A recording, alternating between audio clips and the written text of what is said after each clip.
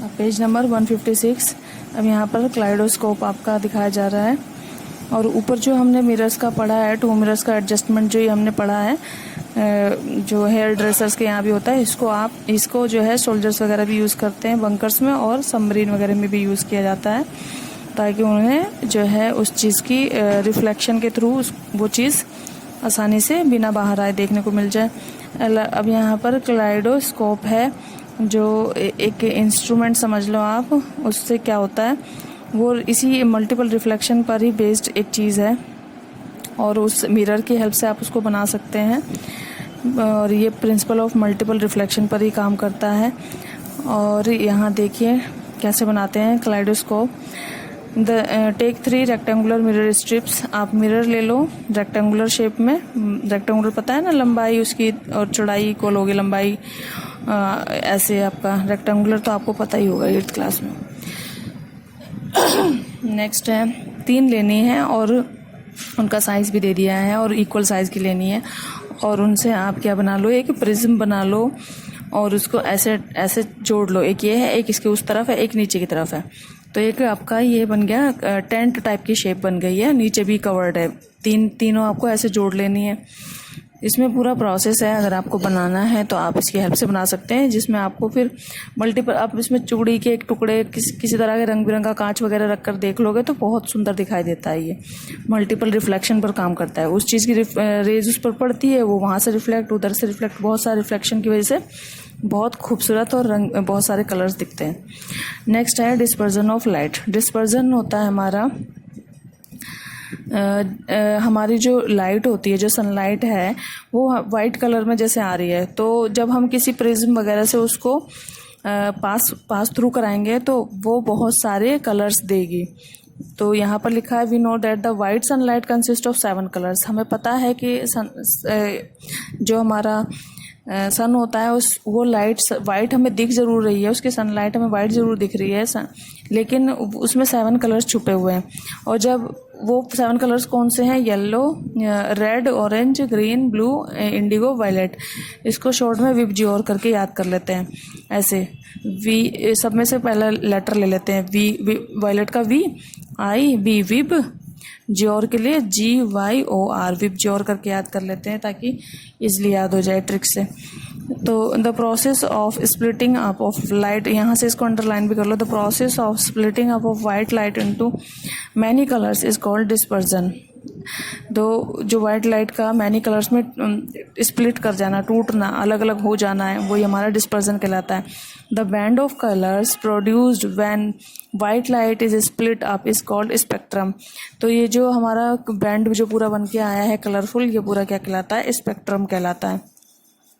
The dispersion of light into 7 colors occurs because of light of different colors bends differently। जब आप, ये होता क्यों है, ये इसलिए होता है कि आपकी जो लाइट है, जब वो आप प्रिज्म से निकालते हैं तो वो अलग अलग एंगल पर रिफ्लेक्ट होती हैं, अलग अलग एंगल पर वो निकलती हैं और ग्लास के प्रिज्म से, और किसी की जो है कोई फास्टर ट्रेवल करती है, उनमें से कोई कलर फास्टर ट्रेवल करता है, कोई कम स्पीड से ट्रेवल करता है, कोई मतलब the red light travels faster, जैसे रेड लाइट सबसे फास्टेस्ट है तो बैंड भी कम करती है और उनका जो एंगल है ना बेंडिंग का, वो भी कम बनता है। देखो रेड कलर सबसे जल्दी निकलेगी और थोड़ा बेंड कम होगी, फिर दूसरी थोड़ा उससे स्पीड कम होगी लेकिन थोड़ा ज़्यादा बेंड कर लेगी। सबसे जो स्लो है वो हमारी है वायलेट, बहुत स्लो ट्रेवल करेगा और सबसे ज़्यादा बेंड होगा। सबसे नीचे देखो वायलेट।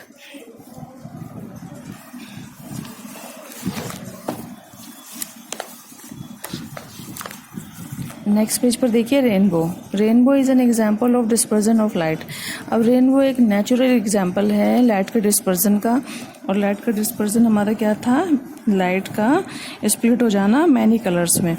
तो डिस्पर्जन का नेचुरल हमारा एक फिनोमिना है। देखो जब कभी बारिश होती है और तो एक रेनबो आपने देखा ही होगा, 7 कलर्स होते हैं, उसमें प्रिज्म भी नहीं लगाया फिर भी 7 कलर्स दिख रहे हैं। वो सन, देखो बारिश हुई तभी सन एकदम से आ गया, मतलब सनलाइट आ गई। जब दोनों चीज़ें मतलब बारिश होते होते या बारिश के फ़ौरन बाद जैसे ही सन अगर आ जाता है सनलाइट, तो हमारे एयर में मॉइस्चर होती है, ड्रॉपलेट होती हैं, छोटे छोटे से ड्रॉप्स होते हैं जो हमें दिख भी नहीं रहे हैं, लेकिन वो मॉइस्चर इतना है कि जैसे ही सन की लाइट उससे पास करती है, उन ड्रॉप्स से पास करती है, तो वो जो ड्रॉप्स है ना वो प्रिज्म का काम करते हैं और सनलाइट को क्या कर देते हैं, बिल्कुल तोड़ देते हैं, अलग अलग कर देते हैं और कलर्स में बांट देते हैं। तो यहाँ कह रहे हैं rainbow is an example of dispersion of light, the drops of water which remain in the air just after the rain act as small prism. Small prism का काम करेगी ड्रॉप्स।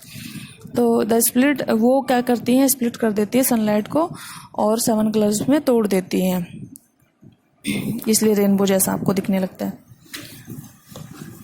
नेक्स्ट टॉपिक है हमारा ह्यूमन आई। अब इंसान की जो आँख होती है उसके बारे में पढ़ेंगे, उसका स्ट्रक्चर क्या है, और इसको अच्छे से आप लर्न भी कर लेना, ये सारा बनाना सीख लेना, और इसमें अलग अलग पार्ट्स है, किसका क्या यूज़ है। अब ये कह रहे हैं eyes are very important part of our body. हमें पता है सबको, आइज़ आर वेरी डेलिकेट, बहुत ज़्यादा ये मुलायम होती हैं, मतलब सेंसिटिव होती हैं, इतना इनके ऊपर आप प्रेशर ना डालें, डेलिकेट होती हैं। Let us first study the structure of the I. It is spherical in shape. अब ये गोलाकार होती है, स्फेरिकल होती है। सबसे पढ़ेंगे कॉर्निया। यहाँ फिगर में आप देखते भी जाना कॉर्निया किस पार्ट को कहा गया है। ये हमारा कॉर्निया है। It is very thin transparent membrane which cover the front of the eye. हमारी आईज का जो है बहुत ही थिन मेम्ब्रेन है, मतलब झिल्ली टाइप है। हमारी आँख का बिल्कुल आउटर पार्ट बिल्कुल बाहर से हमारी आँख को कवर करती है, बहुत सॉफ्ट सी झिल्ली है। नेक्स्ट है iris and pupil. Behind the cornea is a dark coloured muscular structure called iris. देखो आइरिस दिख रहा है, जो हमारी आँख है, जो हमारी देखो ये हमारी जो आँख है उसके अंदर बिल्कुल अंदर होता है एक स्पॉट बिल्कुल छोटा सा, वो होता है पुपिल।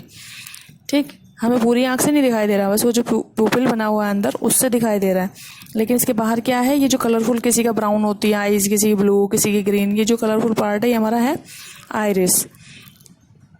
और हमारा ये कॉर्निया है, बहुत ही जो मुलायम सी पतली सी झिल्ली है और आँख को कवर करके रखती है, वो हमारी कॉर्निया है।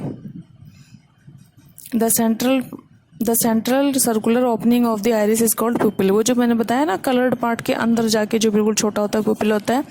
The pupil appears black in colour. ये ब्लैक ही रहती है। देखो आइरिस किसी भी कलर की हो सकती है, किसी की ब्राउन हो सकती है, कहते हैं ना इसकी आँखें ब्राउन है, इसकी ग्रीन है, इसकी वैसी है, वो किसी भी कलर की हो सकती है, लेकिन जो पुपिल होता है वो ब्लैक ही होता है। और no light is reflected from it. The size of the pupil is controlled by the iris. Iris का साइज कंट्रोल करता है। जैसे लाइट बढ़ती है तो लाइट कम है तो उसको फैला देगा, लाइट बढ़ेगी तो उसको श्रिंक कर देगा, जो है ना ये बहुत फ्लेक्सिबल होता है आइरिस, जो चारों तरफ है हमारे पुपिल के, यही कंट्रोल करता है इसके साइज को। The iris increases and decreases the size of the pupil to regulate the amount of light entering in the. मतलब हमारी आँख में जितनी रोशनी पड़ रही है उसको रेगुलेट करने के लिए, फिक्स करने के लिए, कम है तो ज़्यादा, ज़्यादा है तो कम करने के लिए आइरिस फ्लेक्सिबल रहता है, वो कभी श्रिंक करता है, कभी उसको फैला देता है। Behind the pupil is the eye lens. Pupil के पीछे क्या है, लेंस। पुपिल के जस्ट पीछे वो जो बिल्कुल गोल वाला पार्ट है अंदर, सबसे अंदर, उसके जस्ट पीछे क्या है, हमारा आई का लेंस है। और ये कौन सा लेंस होता है, कॉन्वेक्स लेंस। इस तरह का लेंस होता है ये, कुछ इस तरह का कॉन्वेक्स लेंस। ठीक है, इस तरह की शेप है इसकी। ये हमारा कॉन्वेक्स लेंस है, और ये भी रोशनी के हिसाब से, चीज़ों के हिसाब से घटता बढ़ता है, स्ट्रेचेबल होता है थोड़ा सा, ये भी फ्लेक्सिबल होता है, इसकी भी कभी बड़ा हो जाएगा कभी छोटा हो जाएगा। जैसे आइरिस कंट्रोल करती है वैसे ये भी चीज़ों को कंट्रोल करता है। Behind the pupil is the eye lens. It is convex lens है। ये कॉन्वेक्स लेंस होता है, made up of transparent jelly like material. ये जेली लाइक मटेरियल लेंस कहने को है। लेंस का मतलब ये नहीं कि यहाँ कुछ कांच वाँच है, नहीं, जेली लाइक चीज़ है, हमारी लिविंग थिंग है सारी बॉडी के अंदर, कुछ भी नॉन लिविंग नहीं है।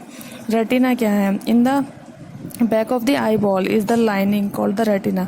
अब ये सारी लाइनिंग है ना, आँख के बिल्कुल पीछे वाली ये जो लाइनिंग है सारी, ये देखो दिखा भी रही है, हमारी रेटिना है। जो हम चीज़ें देखती हैं उसकी इमेज कहाँ जाकर पड़ती है, रेटिना पे, तभी हमें दिखाई देती है।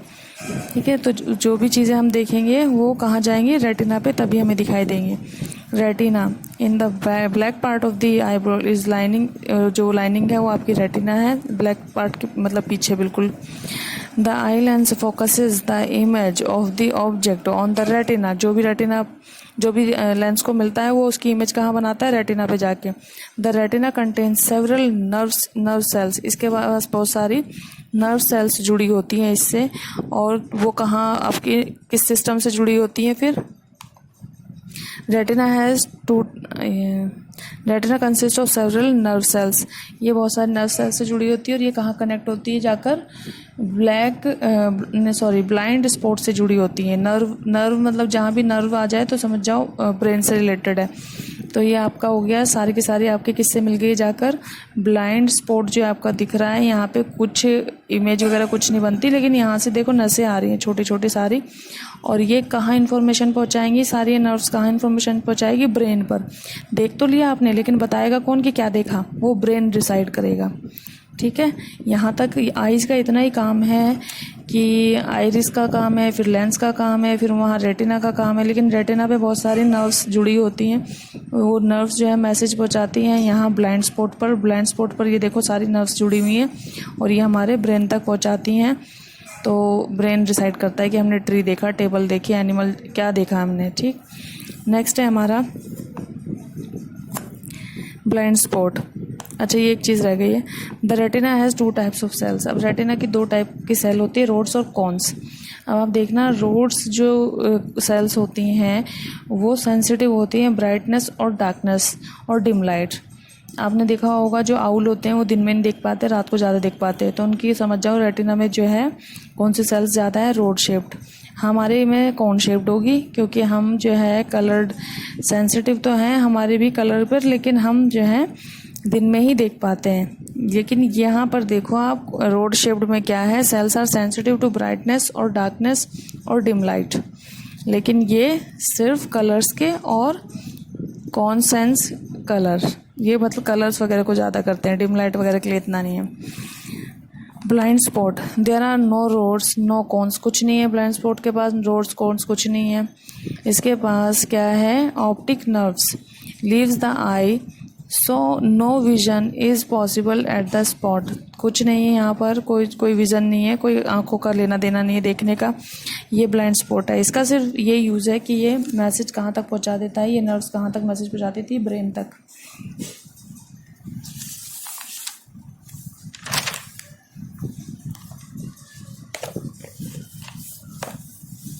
नेक्स्ट टॉपिक है page number 158, persistence of vision. अब आपका जो विज़न है वो एग्जैक्टली कितना होना चाहिए? The image formed on the retina does not disappear immediately. आप ये देखो, जो इमेज हमारी रेटिना पर बनती है वो एकदम से गायब नहीं रहती, वो कुछ माइक्रो सेकेंड, मतलब बहुत आपको पता भी नहीं चलेगा, वैसे इतनी देर तक भी नहीं रहेगी, लेकिन वो हल्का सा कुछ माइक्रो सेकेंड, आपके सेकेंड का भी बहुत एक छोटा सा हिस्सा आपके रेटिना पर रहती है। It persist for 1/16 of second. अब देखो, 1 सेकेंड का, अगर आप 1 सेकेंड को का 16वां पार्ट, 1 सेकेंड को 16 पार्ट्स में डिवाइड करो, कितनी होती है? 1 सेकेंड बहुत छोटी होती है। उसका भी 16वां पार्ट, उसको 6 भागों में डिवाइड करो, उसमें से 1 पार्ट ले लो, तो इतनी देर तक वो हमारे रेटिना पर रहती है। ठीक, this phenomenon is called persistence of vision. This is called cinematography, sorry, this is called cinematography. तो इसकी डेफिनेशन हो गई। तो आप एक चीज़ ध्यान रखना, जितनी भी एनिमेशंस वगैरह बनती है ना आपकी, वो इसी हमारी आँखों के इसी जो कैरेक्टरिस्टिक है या जो खूबी है हमारी आँख का, इसी का फ़ायदा उठा के बन रही है। जितनी भी एनिमेशन मूवी वगैरह सब आप देख रहे हो ना, वो चलती फिरती हमें दिख रही है, चलती फिरती दिख रही है, लेकिन एक्चुअली में वो सिर्फ इमेजेस हैं, सिर्फ ड्राइंग्स हैं, लेकिन उनको इतनी स्पीड से चलाया जा रहा है, इतनी स्पीड से एक के बाद एक आपको दिखाया जा रहा है कि आपको लग रहा है कि वो रनिंग कर रही है या फाइट कर रही है, कुछ कर रहा है। क्योंकि आपकी आँख में जो रेटिना पर जो इमेज बनती है वो इतनी देर रुकती है। इतनी देर रुकने का मतलब कंप्यूटर से या जिससे भी आपको चीज़ दिखाई दे रही है उसको इतना टाइम मिल रहा है कि वो उसके बाद दूसरी इमेज को लगा सके, दूसरी फ़ोटो इमेज उसे लगा सके, उसके बाद तीसरी को लगा सके। ठीक, तो ये सब जो है हमारी आँख के इस खूबी की वजह से आपका एनिमेशन बहुत सक्सेसफुल हो गया है।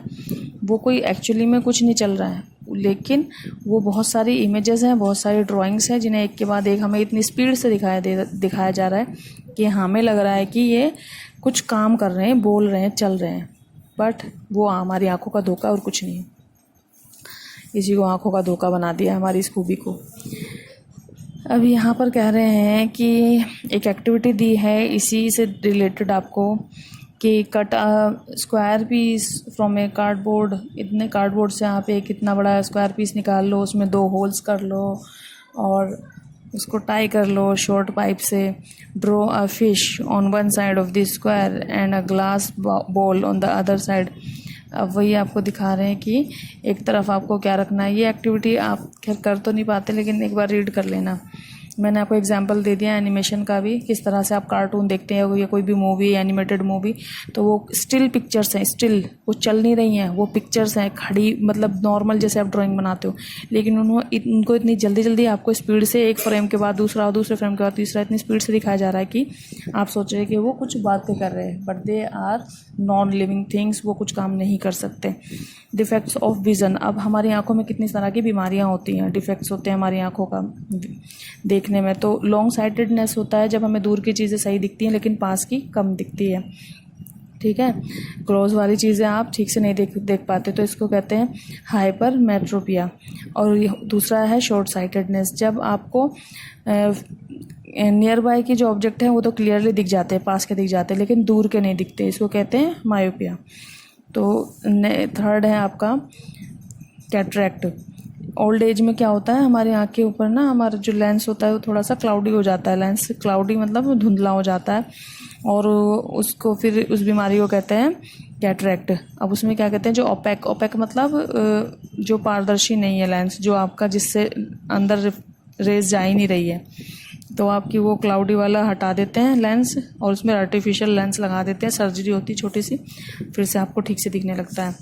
कलर ब्लाइंडनेस के लिए होती है। कलर ब्लाइंडनेस होती है कि आप unable to distinguish between certain colours. अब मैं हूँ, जैसे मान लो मैं ग्रीन और ब्लू में डिफरेंस ही नहीं कर पा रही हूँ, तो इसका मतलब मैं कलर्ड ब्लाइंड हूँ, और ये इनहेरिटेड होता है और कई बार विटामिन की खाने पीने की कमी से भी होता है।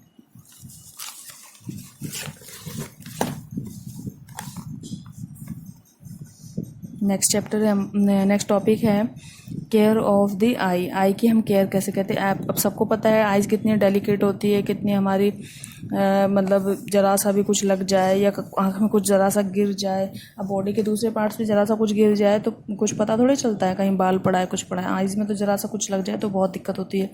तो हमें रेगुलर चेकअप भी कराते रहना चाहिए स्पेशलिस्ट से कि हमारे आइज़ में कोई प्रॉब्लम तो नहीं है। Use spectacles if advise. चश्मा लगाएं अगर आपको चश्मे की एडवाइस दी है डॉक्टर ने। प्रोटेक्ट करें आइज़ को from the glare of the sun and from the dust. धूल मिट्टी से बचाएं और सूरज की सीधी किरणों से बचाएं, एकदम से सूरज की तरफ ना देखें। Do not look at the sun, powerful sun की पावरफुल लाइट को ना देखें। सन से तो बचाना ही है, बाहर जाओ आप अम्ब्रेला ले जाओ, कुछ भी ले जाओ, तो सन से बचाना ही। It can injure the retina, retina को नुकसान पहुंचा सकता है। Do not read in dim light, dim light में मत पढ़ो। मूविंग व्हीकल में मत पढ़ो, चलती हुई गाड़ी में ना पढ़ो, और लेट कर ना पढ़ो। This cause strain on the your eyes, आपकी आंखों पर जोर पड़ता है लेट कर पढ़ने से, या डिम लाइट में, या फिर चलती हुई गाड़ी में पढ़ने से। Wash your eyes frequently by splashing clean and cold water whenever the eye feel strained. जब आपकी आंखें थक जाएं, स्ट्रेंड फील करें, तो आप ठंडे पानी से उनको धो लें, स्प्लैश कर लें, छपके मार मार के धो लें। Do not rub your eyes, अपनी आंखों को रगड़े नहीं, रब करना, रगड़ना। Do not watch television for long hours, बहुत देर तक टीवी ना देखें, मोबाइल ना देखें। Always read at the normal distance for vision, इतने दूरी से पढ़ें, 25 से 30 सेंटीमीटर की दूरी पर पढ़ें बुक को रखकर। Do not read by keeping the book too close, बहुत दूर नहीं रखना है, बहुत पास नहीं रखना है, इतने पास रखकर 25 से 30 सेंटीमीटर पास। Take a diet rich in vitamin, vitamin A वाली डाइट ले, खाने लें। और विटामिन ए की कमी से नाइट ब्लाइंडनेस हो जाती है, एक बीमारी होती है, ये भी आपका विजन का ही एक क्या है, डिफेक्ट है। नाइट ब्लाइंडनेस मतलब आपको दिन में तो दिखता है, रात को नहीं दिखता है, इसका मतलब विटामिन ए की बहुत कमी है। The person suffering from night blindness can not be, वो प्रॉपरली वो डिम लाइट में नहीं देख पाता, जिसको नाइट ब्लाइंडनेस हो जाती है, डिम लाइट में नहीं देख पाता है। अब कुछ फूड बता दिए जो विटामिन ए से रिच हैं, जो आपको लेने चाहिए। वेजिटेबल्स हैं, जैसे कैरेट है, ब्रोकली है, और आपकी ग्रीन वेजिटेबल है, स्पिनच वगैरह। मिल्क लेना चाहिए आपको, मिल्क प्रोडक्ट है जैसे मिल्क से बनी चीज़ें, चीज़, बटर, घी, ये सारी चीज़ें। एग है, fruits such as mangoes, papaya, yellow fruits लेने चाहिए खाने में, मैंगो फ्रूट, पपाया, और कॉड लिवर ऑयल। अब आपको नेक्स्ट टॉपिक है आपका विजुअली चैलेंज्ड। अब जो अंधे लोग होते हैं वो कैसे रीड करते हैं, तो उनके लिए एक, उनकी रीडिंग के लिए एक हमारे ब्रेल बनाया गया, ब्रेल सिस्टम। जो अंधे लोग हैं वो कैसे पढ़ें उसके लिए एक ब्रेल सिस्टम बनाया गया, और वो किसने बनाया था? लुइस ब्रेल ने। ये खुद भी विजुअली चैलेंज्ड थे, मतलब ब्लाइंड थे, और इन्होंने ब्लाइंड लोगों के लिए ये वर्क किया है। ये कुछ इस तरह से 2 कॉलम का सिस्टम होता है, 2 कॉलम का सिस्टम होता है, ठीक है। और हर कॉलम में 3 डॉट्स से चीज़ें बनती हैं। देखो, 1 कॉलम, 2 कॉलम, 3 डॉट से, 3 डॉट के यूज़ से ही सब कुछ बनता है। देखो, ए का मतलब ये हो गया, बी 2 डॉट से हो गया, सी इस तरह के, डी इस तरह से। तो ये थोड़ा सा आपको दिखाया है कि वो डॉट्स पे ही उंगली अपनी चलाकर पता कर लेते हैं कि लिखा क्या है।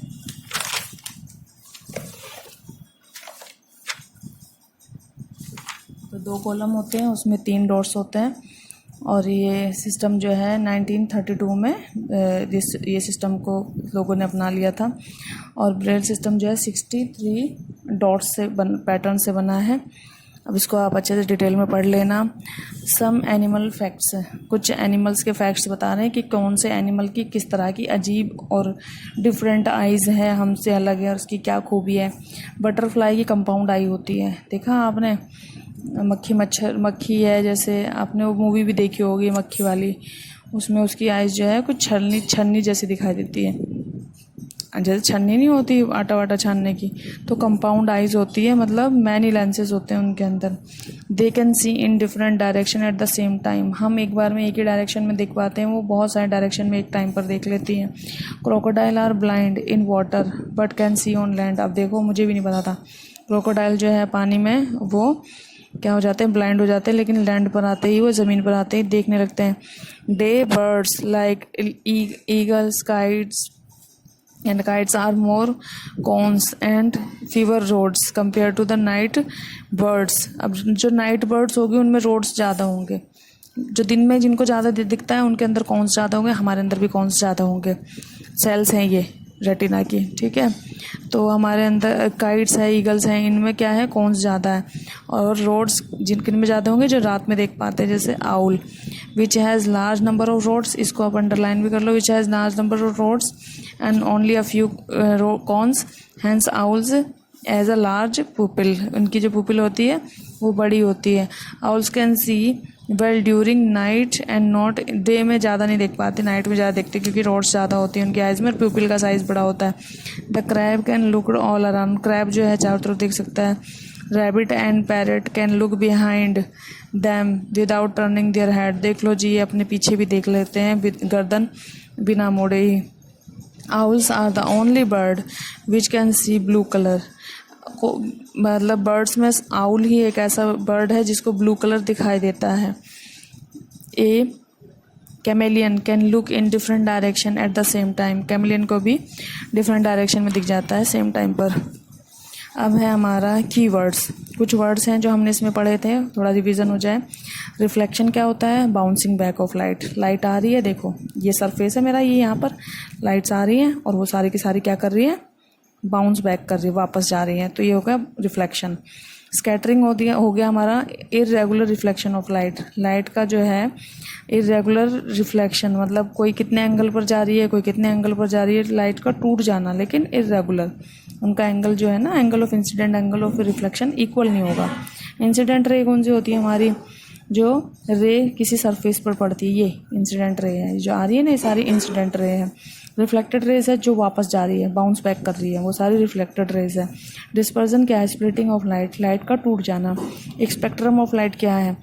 लाइट का 7 कलर्स में टूट जाना। थोड़ा सा इसमें डिफरेंस देख लेना। Dispersion simple splitting of light है, किसी भी तरह की लाइट को स्प्लिट करना डिस्पर्जन, लेकिन splitting of light in 7 colours वो आपका स्पेक्ट्रम ऑफ लाइट है।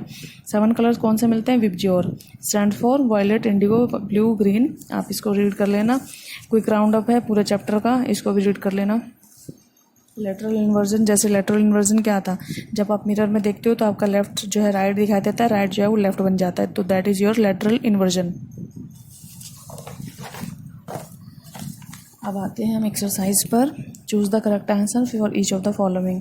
The image formed by a plane mirror is always, a plane mirror जो इमेज बनाएगा वो ऑलवेज कैसी होगी, लेटरली इन्वर्टेड, हाँ लेटरल इन्वर्टेड होगी, लेफ्ट राइट बन जाएगा, राइट लेफ्ट बन जाएगा, इरेक्ट होगी, हाँ सीधी होगी, वर्चुअल होगी, हाँ वर्चुअल होगी, रियल नहीं होगी।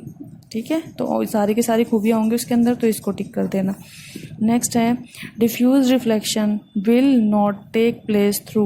डिफ्यूज रिफ्लेक्शन जो हमारा है वो इनमें से किस में नहीं होगा, तो डिफ्यूज रिफ्लेक्शन था हमारा इरेगुलर जो रिफ्लेक्शन था। एक तो रेगुलर था प्लेन चिकने सरफेस स्मूथ सरफेस पे वेल पॉलिश सरफेस पे जो होता है, और डिफ्यूज हमारा था जो इरेगुलर था, मतलब रे आ तो रही है, ठीक है आ रही है, लेकिन जब जा रही है ना तो एक कहीं जा रही है एक कहीं जा रही है, तो वो हमारा हो गया इरेगुलर रिफ्लेक्शन हमारा वो हो गया।